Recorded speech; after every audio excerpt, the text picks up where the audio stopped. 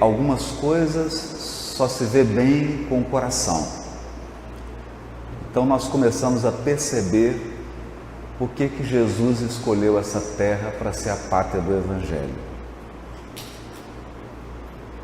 Qual a qualidade emocional, afetiva e espiritual desse povo, de um povo que precisa resgatar sua memória, de um povo que, por absorver valores de mercado e outros valores, em algumas regiões do país, está perdendo a sua característica principal, a sua marca, a sua dignidade, a sua presença no mundo, cedendo a valores enlatados. Então, vir ao norte, poder sentir a força desse rio caudaloso, que é o rio Amazonas, é resgatar em nós aquelas qualidades que despertaram em Jesus o desejo de transformar esse país em uma grande escola acolhedora dos espíritos que vêm tropeçado ao longo dos séculos, mas que agora desejam recompor os seus destinos. Então, muito obrigado, Amapá, por acordar em mim a minha brasilidade, os meus valores de brasileiro, que são simplicidade, afetividade, acolhimento, alegria nas coisas simples e gratidão a Deus pelas dádivas recebidas e mesmo pelos sofrimentos e tribulações.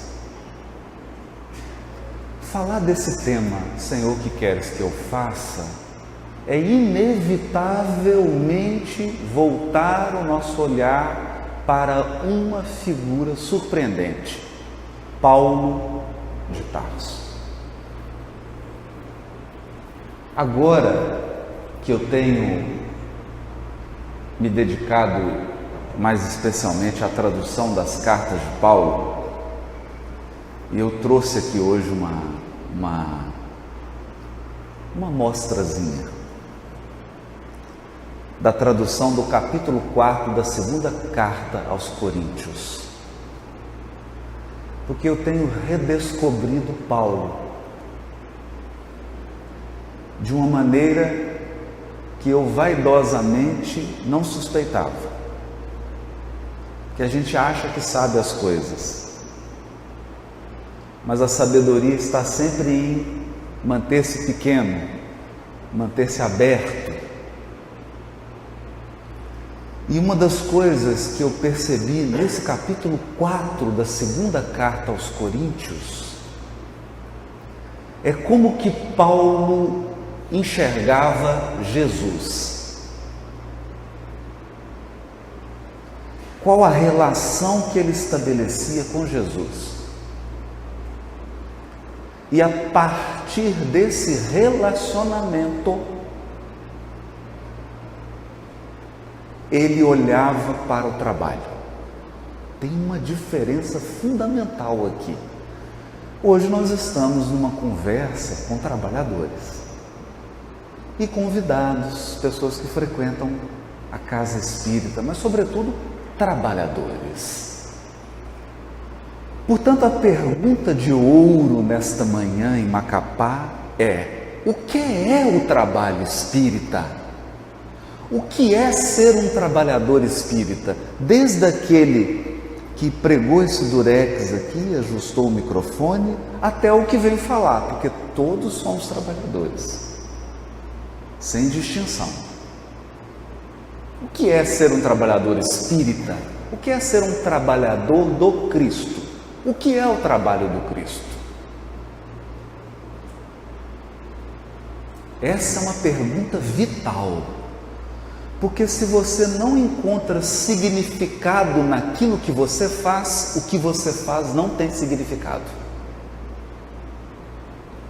Não tem sentido. é o significado que você encontrou que dá sentido ao que você faz.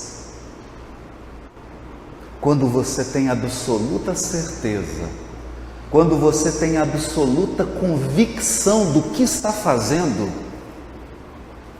o seu trabalho, por mais simples que seja, ele convence.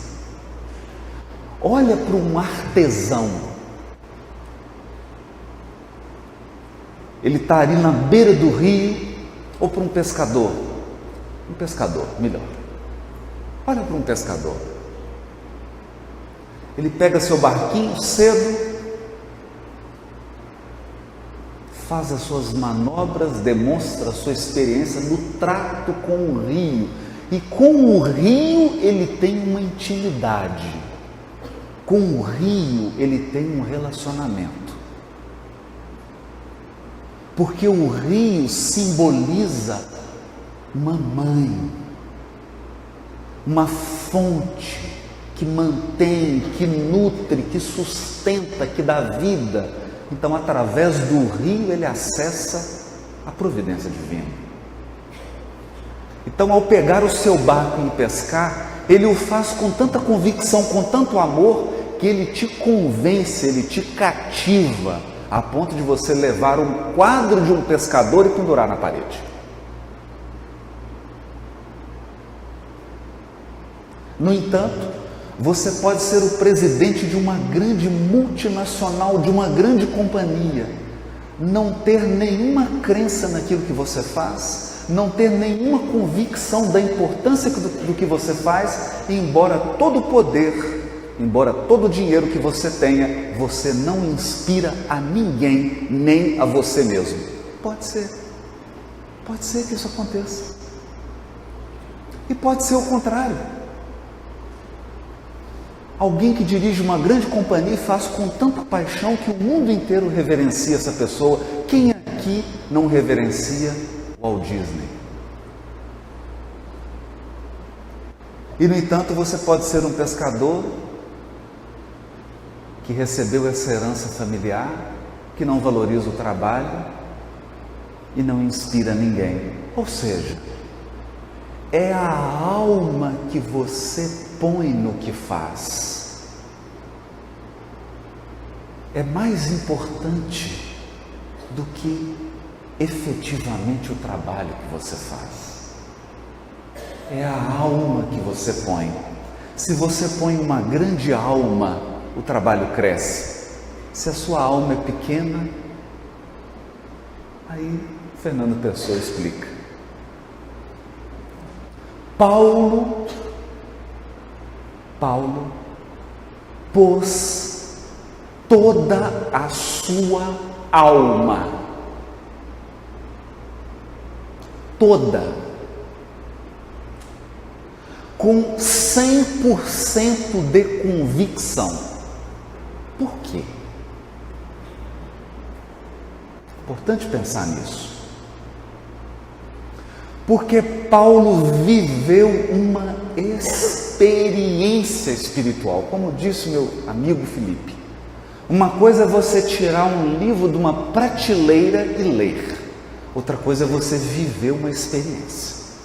São coisas bem distintas.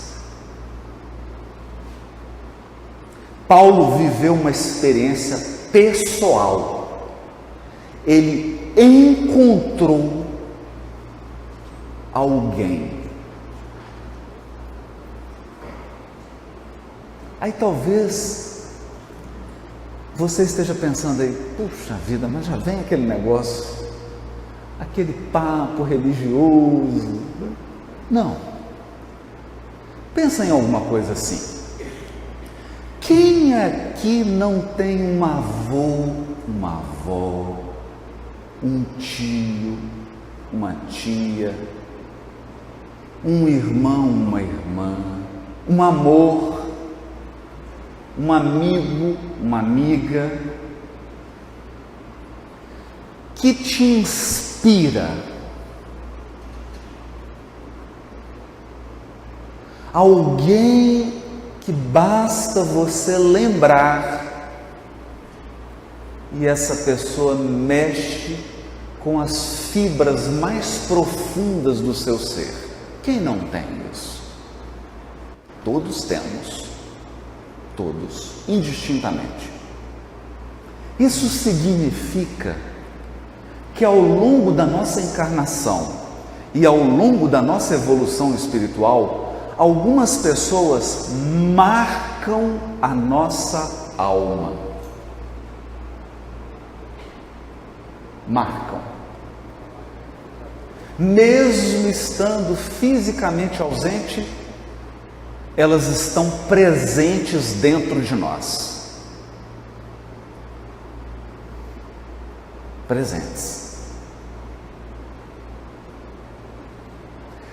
E isso é uma lei divina, porque Jesus disse a Simão Pedro: Simão, os afetos da alma são laços misteriosos que nos conduzem a Deus.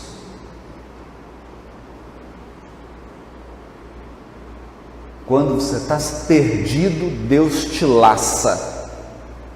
Laça mesmo. Mas laça como? Com os afetos da alma. Então você vê a mãe de André Luiz chegando, desmonta. A mãe de Gregório, o homem treme. Liderava legiões de trabalhadores nas trevas, chega a mãe, todo mundo lembra? Né? Ele está de espada, escudo para brigar com o orientador. Vem brigar, vem brigar. Aí uma voz surge, livro Libertação, e diz assim: você quer brigar? Então pega a tua espada, vamos lutar. E materializa a mãe, aí cai a espada, cai escudo, o homem cai de joelho. Porque havia sido um espírito que ao longo de muitas vidas marcou a alma do Gregório. Marcou a alma. Nós sabemos disso. Nós sabemos. Há também uma sabedoria divina em articular as relações. Querem ver? Deus é tão sábio que você não consegue explicar o amor que tem por um neto ou por uma neta. Chega um neto, uma neta, e você é tomado de uma bobice sem tamanho. Você perde a compostura e simplesmente fica bobo. Então eu já presenciei homens gelo, homens pedra, aqueles executivos todo sério, todo racional, todo... Aí chega o neto, o homem derrete, parece um bobo. Graças a Deus. Então é a maneira como as relações se articulam. Amor de filha, amor de filho, amor de amigo, amor de amiga, amor de neto, amor de neta. Deus articula as coisas e às vezes está vindo ali um espírito que, como diz o Alberto, você tem uma encrenca com ele. Mas como ele vem como neto, você derrete, e ele também derrete, e as coisas se derretem, inclusive as mágoas. Eu estou dizendo isso para dizer que a vida se faz, a vida se entrelaça, a vida se articula através de relações.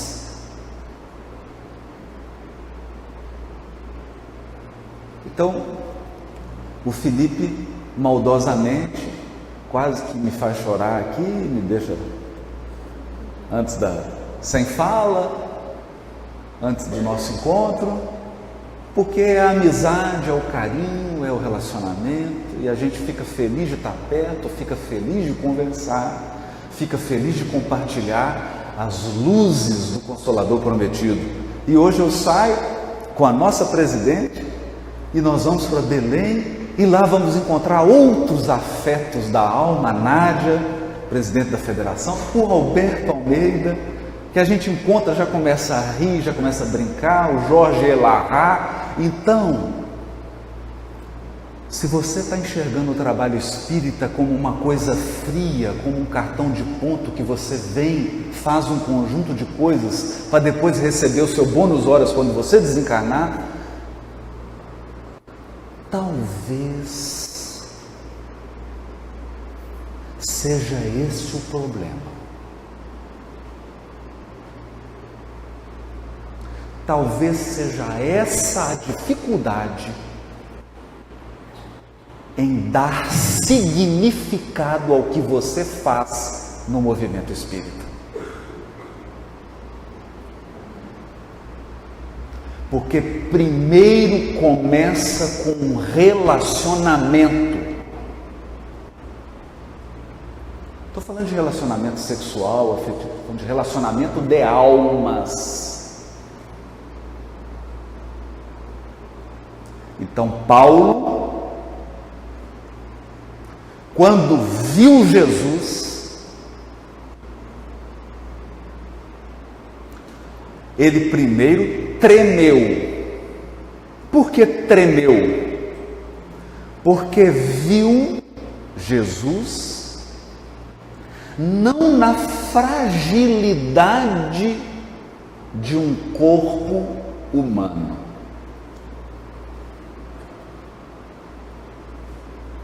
Porque nós aqui encarnados estamos na fragilidade humana. A vida biológica é um sopro. Bastam 6, 12 horas de desidratação e você está na beira da desencarnação. 6 horas. Você começa a desidratar agora, daqui 4 horas, 6 horas de desidratação, você já está começando a ver a desencarnação. Então a vida biológica é um sopro. Para mim, para você e para o Trump.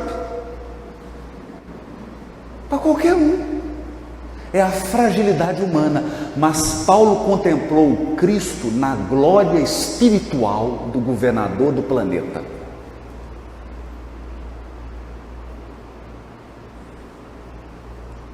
Quando ele se encontra, ele não consegue distinguir o brilho do sol do brilho do Cristo.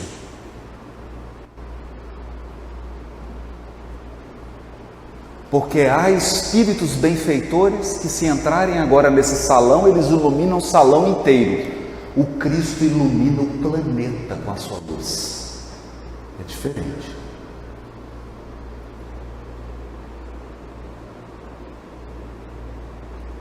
Acontece que eu encontro muitos espíritas que emocionalmente acreditam que o encontro de Paulo com Jesus foi assim. Jesus chegou, aquele sol iluminou e perguntou assim: nome? Saulo. De onde? Tarso. Filho de quem? O que você pretende fazer? Senhor, o que queres que eu faça? Então, parecendo uma conversa assim, entrevista para emprego, né?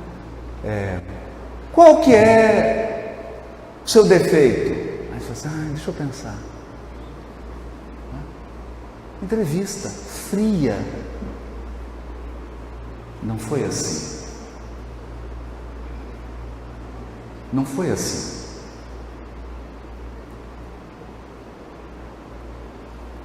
Saulo acreditava que Jesus era um impostor, um enganador,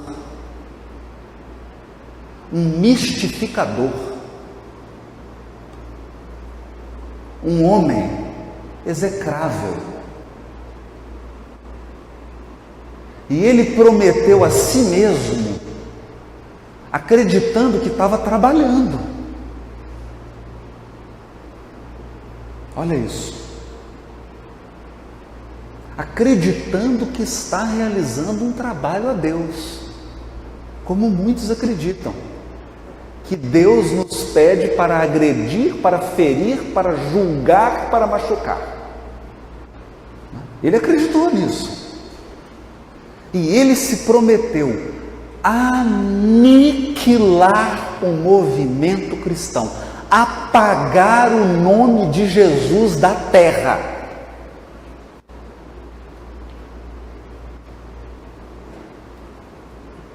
E ele prendeu centenas de pessoas. Dezenas de pessoas foram torturadas.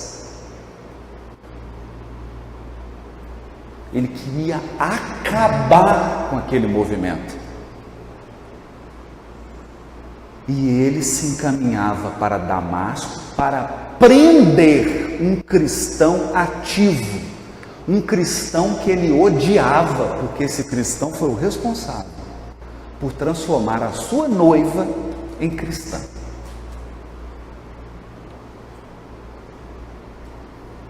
E então ele encontra o Cristo. Ele, na condição humana, e o Cristo, um sol de luz e de espiritualidade. Qual que é a primeira coisa que Paulo pensou? Primeira coisa que ele pensou: deu errado.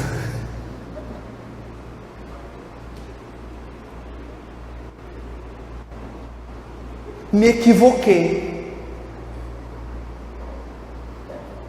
É a primeira coisa. E muitos de nós, quando chegarmos no mundo espiritual, vamos ter surpresa com relação a certas pessoas. Eu vou dar uns exemplos rápidos. Por exemplo, André Luiz era médico, o pai era um homem dono de propriedades e a mãe era uma mulher submissa, humilhada, nos moldes do século XIX. Chegam todos do mundo espiritual, a mãe está numa esfera superior ao nosso lar. Então, quem era grande mesmo? Quem era o grande? Públio Lentulus, o senador que encontrou com Jesus e que teve nas mãos o processo. Uma decisão de Públio Lentulus poderia interromper a crucificação de Jesus. Ele era, na Palestina, o homem mais importante de Roma, superior ao governador Pôncio Pilatos. Ele poderia ter mudado a história da terra. Ao lado dele, uma escrava chamada Ana. Eles desencarnam em Pompeia. Ana vai para as esferas superiores e ele fica. Quem era o superior? Então, a primeira surpresa de Paulo foi ter visto Cristo na sua grandeza espiritual. Ele percebeu: estou errado. Em linguagem jovem, é mais ou menos assim: deu ruim. Deu ruim. A primeira coisa. Porque olha para o Cristo, ai, se eu estou errado e ele é o Cristo mesmo, e aquele pessoal que eu deixei preso lá em Jerusalém, é tudo inocente.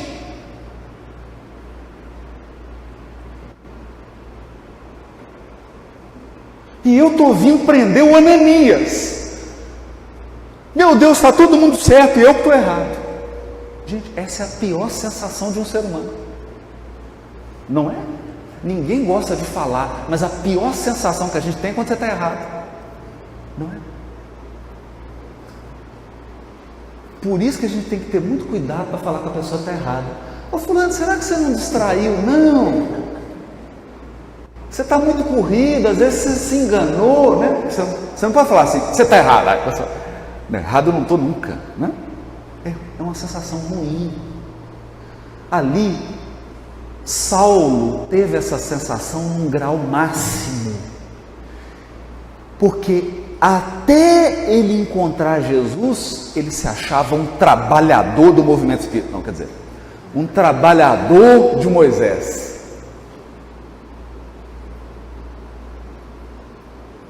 Depois que ele encontra Jesus, ele é um criminoso que prendeu. Por exemplo, Áquila e Prisca, o pai deles foi assassinado. Perdeu todos os bens por causa de Saulo. Então, quando ele vê aquele sol, ele fala: deu ruim, ele vai acabar comigo. Se o negócio aqui for olho por olho, dente por dente, eu estou banguelo. Mas aí, Jesus se aproxima dele. E aí Emmanuel faz questão de frisar com os substantivos, com os adjetivos e com os verbos utilizados no livro Paulo Estevam. Ele nunca se sentiu tão amado na vida como naquele momento.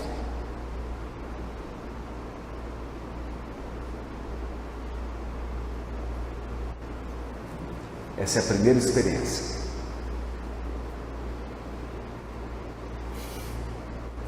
Então,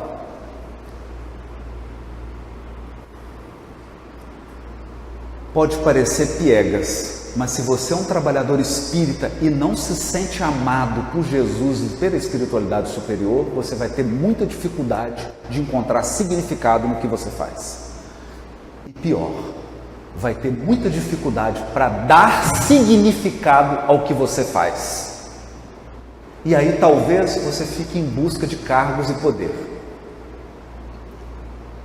tentando encontrar significado em cargos.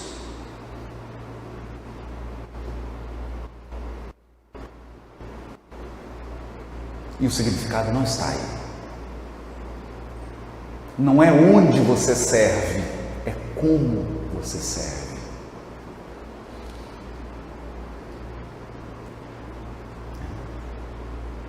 Então ele se sentiu amado e ele achou que ia ter reprimenda, e aí Jesus toca nos ombros dele e aí ele se sente mais amado ainda.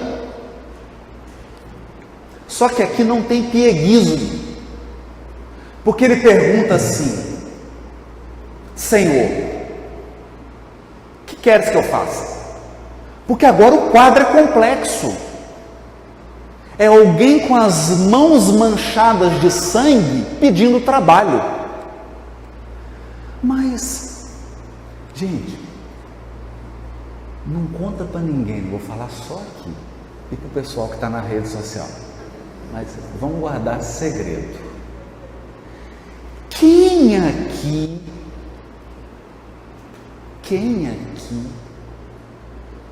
antes de encarnar,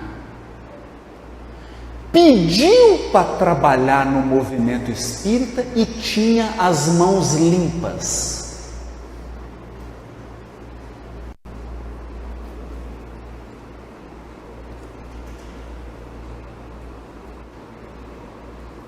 Quem? Então, espiritualmente falando, e aí eu não posso falar de você, só posso falar de mim.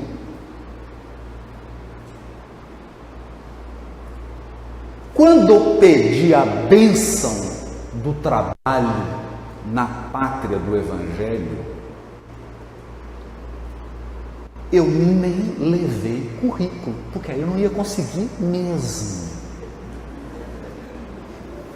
Porque você pega um currículo assim e olha, teve na Inquisição. Nossa, fez bobagem, né? Fez muita bobagem na Inquisição. Bom, tira a Inquisição. Nossa, mas teve nas Cruzadas também. Vamos um pouquinho mais para frente. Noite de São Bartolomeu. Meu Deus, mas esse rapaz em tudo quanto é confusão ele estava.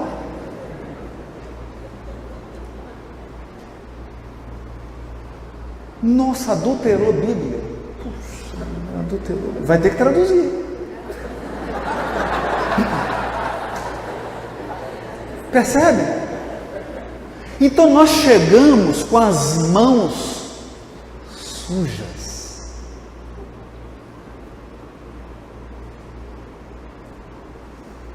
E aí perguntamos: Jesus, você que é um espírito puro, Deus que mora em nossos corações e mora no seu, mas você já consegue ouvi-lo. Você é modelo e guia. Senhor, hashtag, me dá uma dica. O que eu faço?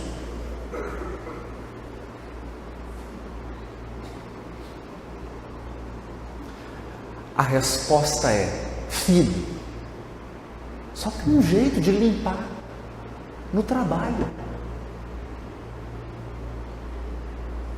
Então entenda, o trabalho é para você primeiro, depois para os outros.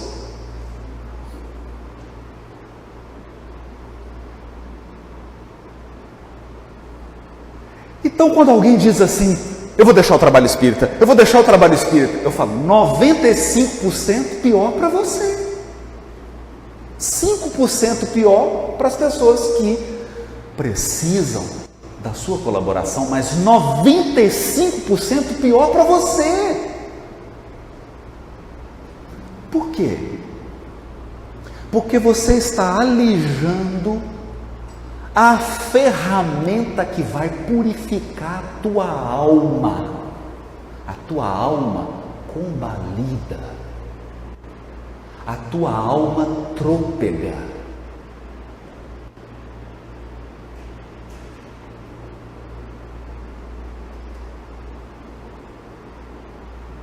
Então ele pergunta: Senhor, que queres que eu faça? E aí, qual que é a resposta? Jesus balança um pergaminho assim e diz: número 1, eu vou te passar aqui o roteiro do trabalhador cristão. Não. Por quê? Porque não tem. Jesus diz para ele assim: entra na cidade. Eu vou entrar. Eu estou cego, você está sabendo, né? Eu estou cego. Estou sabendo, Saulo. Estou sabendo que você está cego. Mas, e o que eu vou fazer? Entra na cidade. Porque a primeira característica de um trabalhador espírita é confiar. Confia. Confia. Você pode até pensar que, mas não é você que está no volante. Você não está no volante. Eu estou falando aqui agora, mas não sou eu que está na direção. É bom que seja assim. Então ele confiou. E aí Jesus foi até Ananias. Porque toda decisão de Jesus é de máxima inteligência e máximo aproveitamento. Saulo veio perseguir Ananias. Jesus chama Ananias para mostrar o seguinte: não é com ódio, não é com agressão, não é com ressentimento, não é com mágoa que você vai servir a Jesus. Está ficando difícil, né?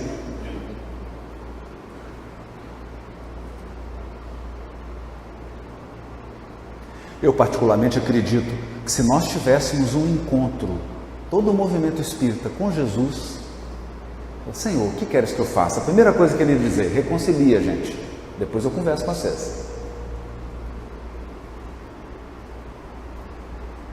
Eu não coloquei vocês aí para brigarem.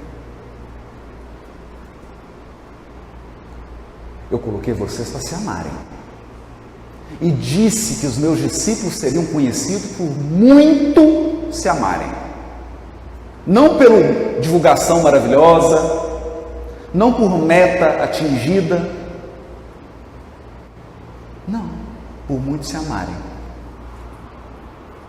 Então chama Ananias, aí com Ananias, Jesus diz: Ananias, vá até Saulo, ele está na cidade, e ele indicou. E aí você pensa assim, Ananias olhou para Jesus,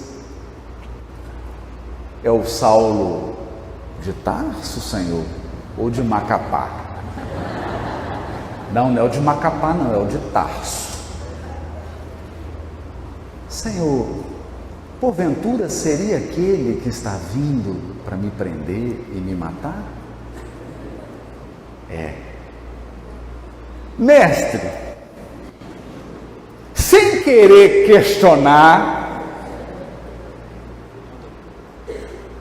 a tua assessoria te informou os propósitos da vinda dele a Damasco? Informou, Ananias. Mas ali, estou brincando, já havia uma relação de confiança pessoal.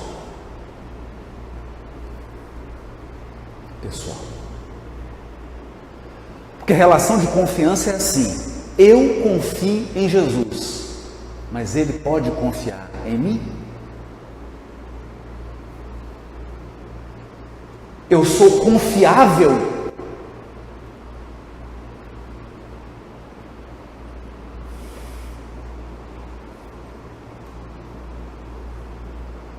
Então eu tenho aprendido uma coisa e eu gostaria de compartilhar, se for útil. Toda vez que você vier trabalhar na federação, vier entrar na casa espírita, qualquer trabalho, porque a dignidade do trabalho está na alma que você põe nele. As pessoas que estavam ali recebendo o crachá, a inscrição, elas podem pôr tanta alma que elas dão o tom do congresso ou do evento, porque a primeira coisa que alguém encontra quando chega é a turma que está na inscrição. É a primeira impressão que você tem. Percebe? Então a pergunta é: o Cristo pode confiar em você? Você é digno de confiança? Porque ele já está acima de qualquer suspeita. Ele já provou que é confiável. Quer ver como ele provou que é confiável? Judas o traiu. Ele na cruz está pensando em Judas. Judas suicida, Jesus desencarna. A primeira coisa que Jesus faz é ir atrás de Judas para ajudá-lo. Ele é confiável. Judas traiu a amizade, mas Jesus não traiu a amizade com Judas. É diferente. Quem quebrou a relação foi Judas, não foi Jesus.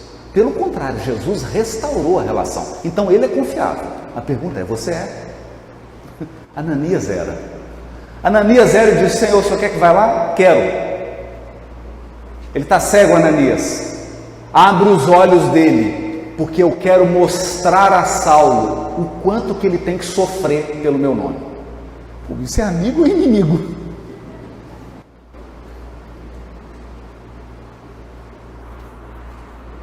Isso é amigo ou inimigo? O problema é que nós vivemos hoje num mundo que eu chamo de um mundo analgésico.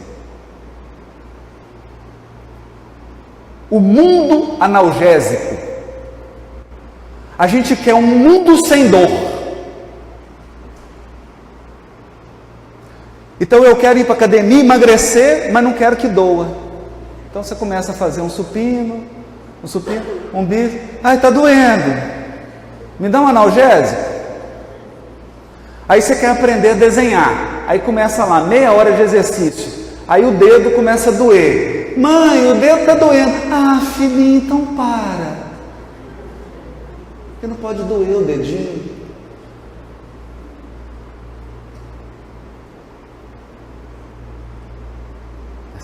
É um mundo analgésico. Não pode sentir dor.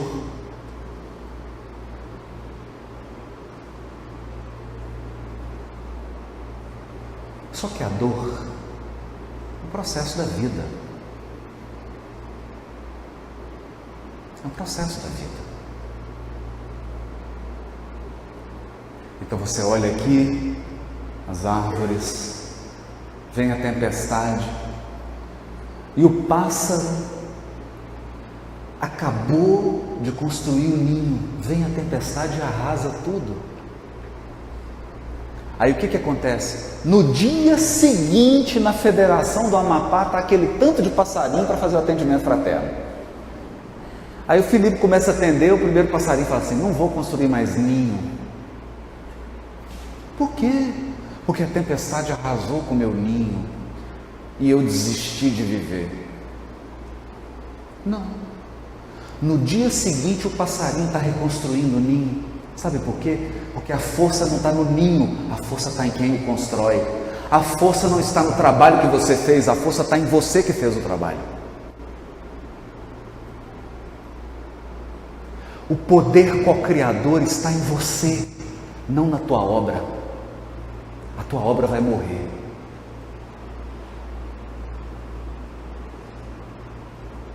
Vai morrer.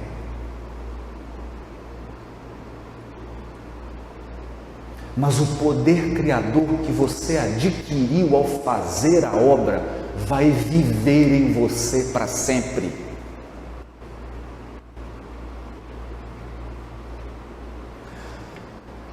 Mas eu tinha um lar e eu perdi meu relacionamento. A força de construir um relacionamento está em você, não no relacionamento.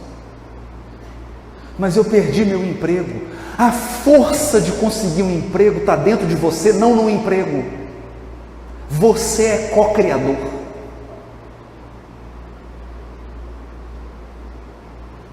Mas nós aprendemos a valorizar as coisas que a gente faz e não a força que nos faz fazer as coisas. O passarinho não está dando muita importância para o ninho, derrubou, ele faz outro. E eu nunca vi um bicho tão teimoso. Eu não sei se aqui tem, mas lá em Minas tem o sabiá, o João de Barro. O João de Barro. Ele constrói, é engraçado, constrói a casinha, que é mais frio, né? Então ele já constrói assim para fazer o quarto conjugal, não entra vento, não esfria, é inteligente.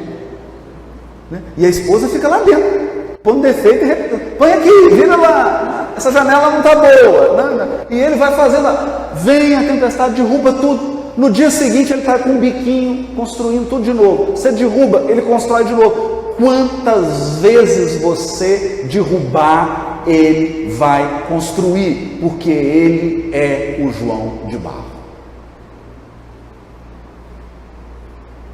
Ele não é a casinha.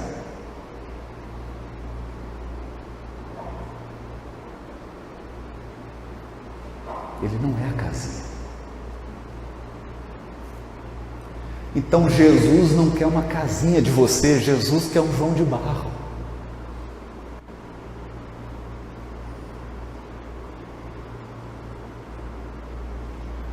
É diferente.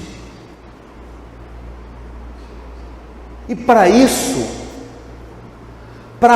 você vai ter que alcançar robustez, fortaleza interior. E não há outro meio de adquirir fortaleza e brilho senão provação.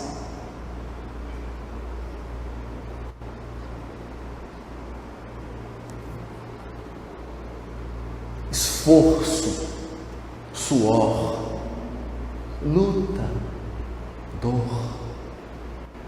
Você se engrandece. E lembre-se, quando você chegar no mundo espiritual, não vão te perguntar o que você fez. Vão te perguntar o que você se tornou enquanto fazia. Haroldo, enquanto você fazia palestra, filho, o que você se tornou?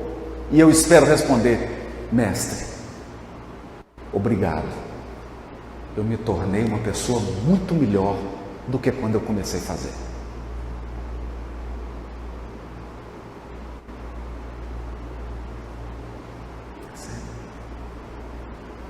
É diferente do mundo corporativo, porque o mundo corporativo é assim: fulano, a sua meta é aumentar em 10% o número de clientes, fazer todo mundo trabalhar 12 horas sem reclamar,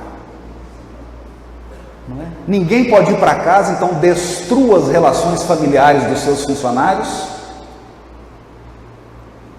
porque a vida dos funcionários não importa, o que importa é o lucro da empresa. Esse é o mundo corporativo que a gente aplaude, ainda contrata a gente para vir ensinar a gente a ser assim.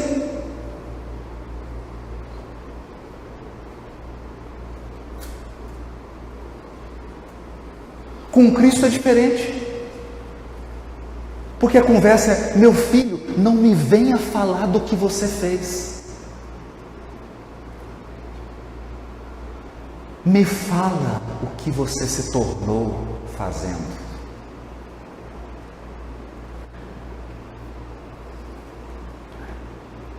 Então ele diz a Ananias: eu mostrarei a ele o quanto ele tem que padecer, porque é no padecimento que eu vou transformar Saulo em Paulo.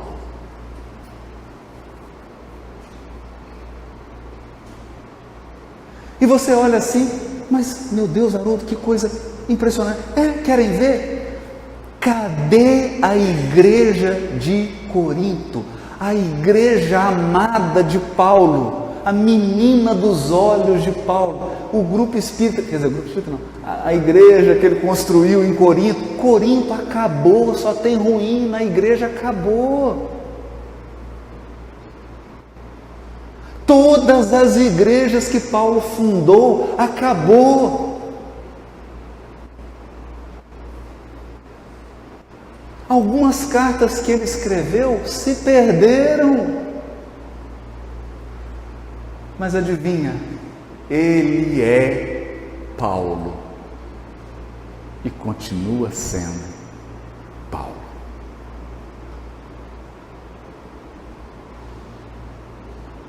O poder co-criador se construiu nele e hoje ele é um grande servidor do Cristo no planeta Terra.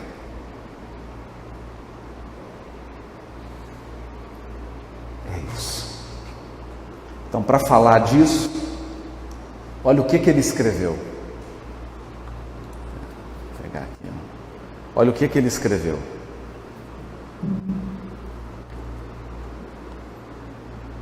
Capítulo 4 da Carta aos Coríntios.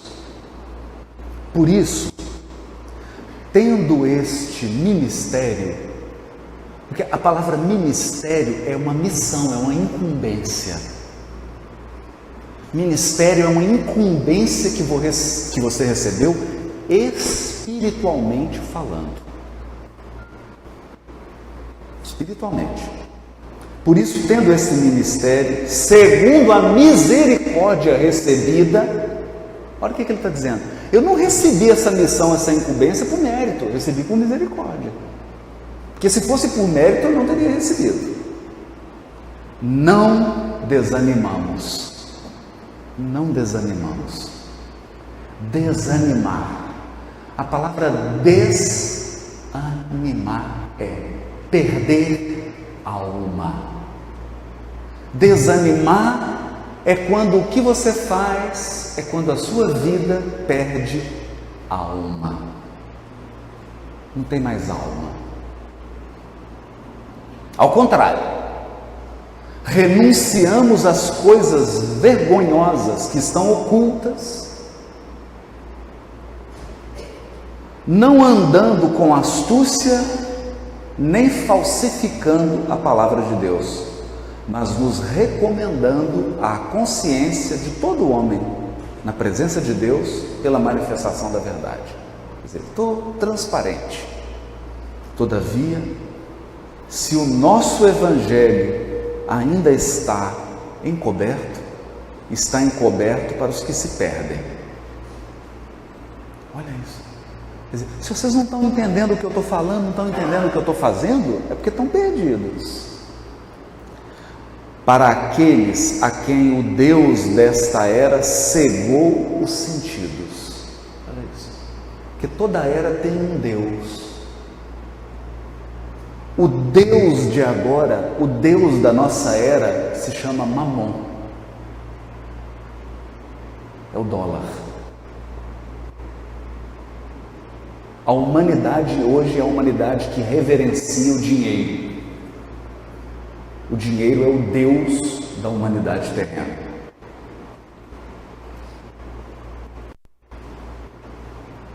E esse Deus, ele cega os nossos sentidos espirituais.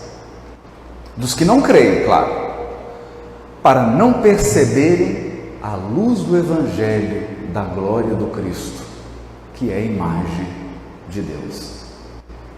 Olha isso.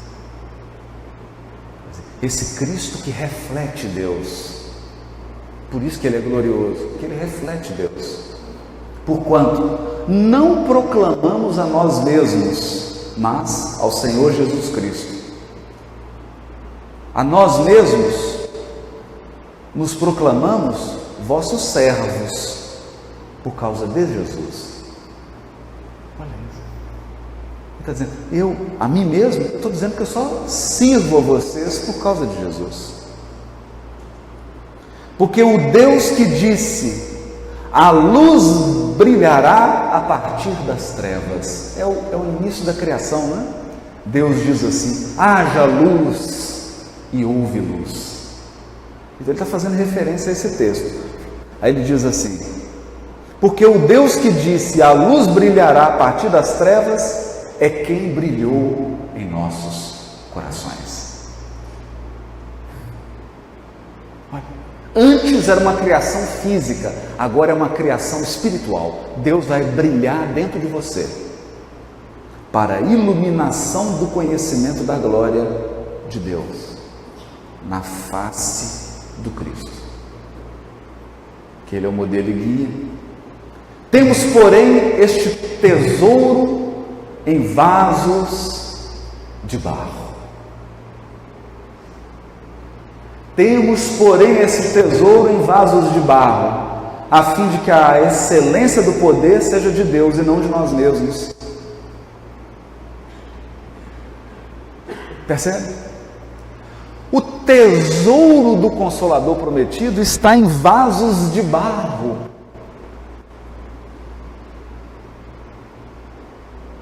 Vasos de barro. Bastam 6 horas de desidratação e o vaso se quebra. O tesouro não.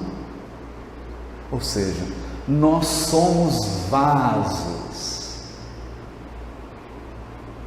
recipientes. Nós não somos o conteúdo de luz. Nós apenas transportamos. O Chico tinha um jeito mineiro gostoso de dizer isso. Ele diz assim, quando a pessoa chegava, Chico, você é iluminado. Ele fala, não, meu filho, eu sou apenas o sapo carregando a vela.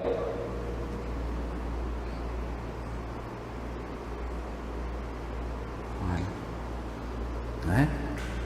Bonito isso, né?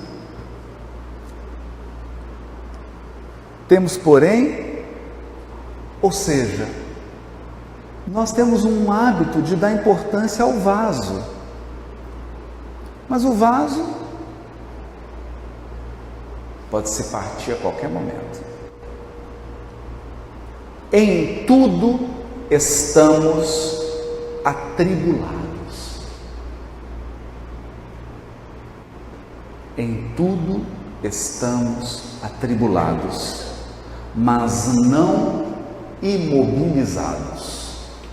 Essa é a tradução que eu fiz. olhando as palavras, e é exatamente essas palavras no grego. Imobilizados no sentido de restringidos, confinados. Paulo está dizendo assim: quer ser trabalhador espírita? Então agora você aguenta. Pneu vai furar, os meninos dentro de casa vão ficar doidos. Seu trabalho você nunca tem problema, você vai começar a ter. É uma tribulação gigante, sem fim. Sem fim. Pessoas vão embora da sua vida, vão te abandonar. Em tudo somos atribulados, mas não imobilizados. Ou seja, você nunca vai perder as possibilidades de trabalhar.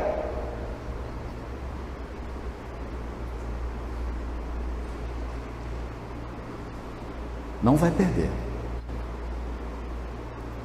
A espiritualidade superior vai permitir que você seja atazanado pelas forças espirituais que não querem o progresso do Consolador, mas não imobilizado.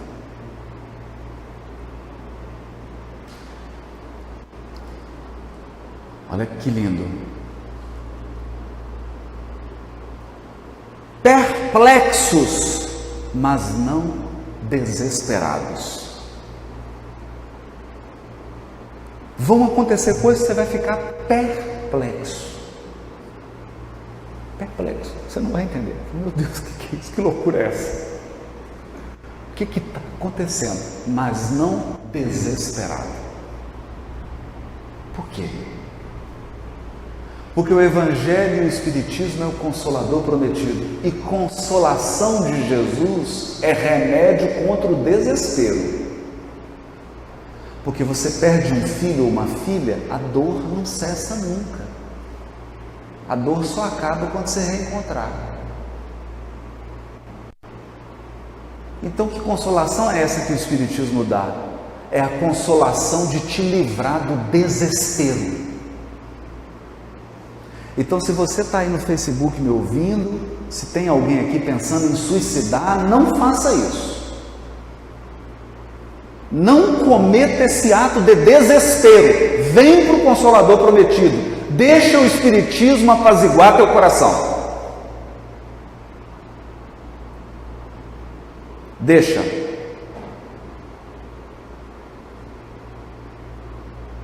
A dor vai continuar a mesma. Todos nós aqui estamos cada um carregando a sua dor. Mas o desespero vai embora, eu te prometo. O desespero vai embora. Porque Deus não nos colocou aqui para ficar desesperado, nos colocou para ficar perplexo. Por que perplexo? Porque senão você fica vaidoso achando que você é a inteligência suprema do universo.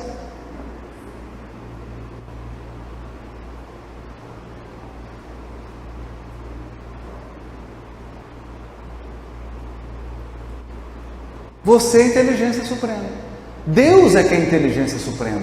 Então, meu amigo, deixa Deus te surpreender. Porque se Deus não tivesse te surpreendendo, você virou Deus.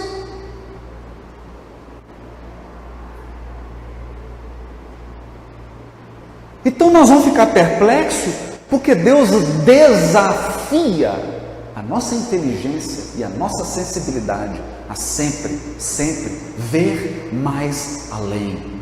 Ver mais além.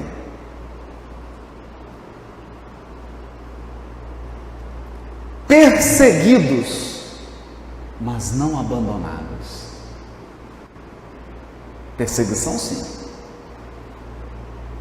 De outras pessoas encarnadas, de espíritos desencarnados, mas nunca abandonados. Abandonados não. Você está sempre sob a proteção. Derrubados, mas não destruídos. Derrubados, mas não destruídos. Tem hora que você vai cair. Tem hora que você vai acordar e vai falar assim: eu não piso nunca mais naquele grupo. Aí meio-dia você vai falar assim: que hora que é a reunião mesmo? Derrubados, mas não destruídos.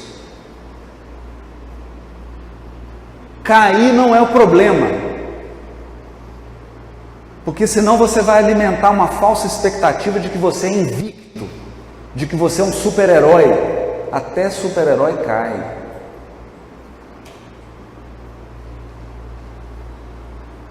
Esse papo de super-homem é bom quando não tem criptonita.